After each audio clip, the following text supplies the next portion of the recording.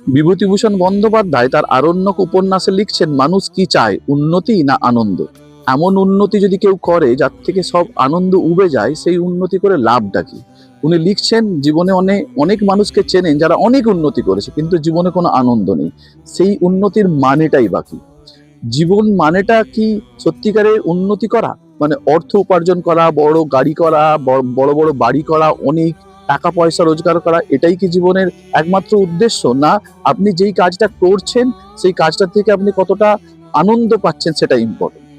কিছুটা সময় পর্যন্ত মানুষের অর্থ ইম্পর্টেন্ট, কিন্তু তারপরে অর্থের আর খুব একটা গুরুত্ব থাকে না যখন আপনার কিছু পরিমাণে অর্থ হয়ে যায়। ঠিক আছে? আমাকে প্রচুর ছেলে মেয়ে মেসেজ করে যে কোন সাবজেক্টটা নিয়ে পড়লে আমার ভালো চাকরি হবে, ভালো কেরিয়ার হবে।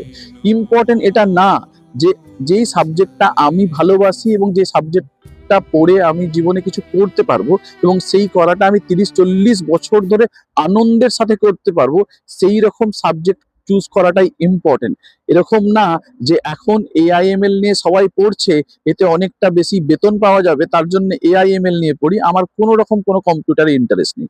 এখন সবাই মাইক্রোবায়োলজি নিয়ে পড়ছে, তো মাইক্রোবায়োলজি নিয়ে পড়ি বা বায়োটেকনোলজি নিয়ে পড়ি, আমার বায়োলজিতে কোনো ইন্টারেস্ট নেই, তারপরেও পড়ি। তার কারণ সবাই তো পড়ছে, ওখানে পড়লে তো অনেক টাকা রোজগার করা যায়।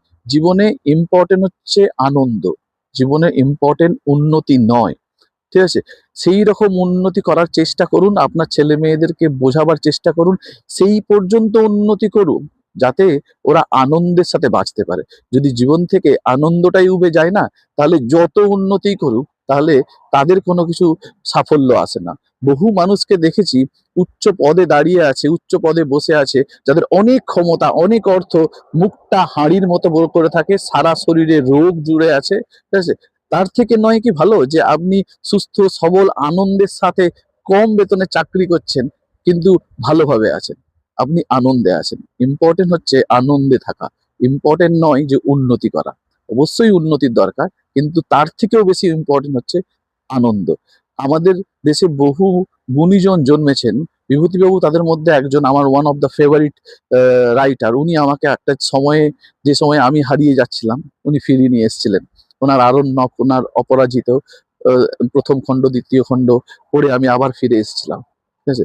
তো ছেলে মেয়েদেরকে এদের সম্বন্ধে জানান, ওদের যে মনীষীদের যে মত মত মত সেসব একটুখানি শেয়ার করুন, দেখবেন ওরা ভালো মানুষ হবে।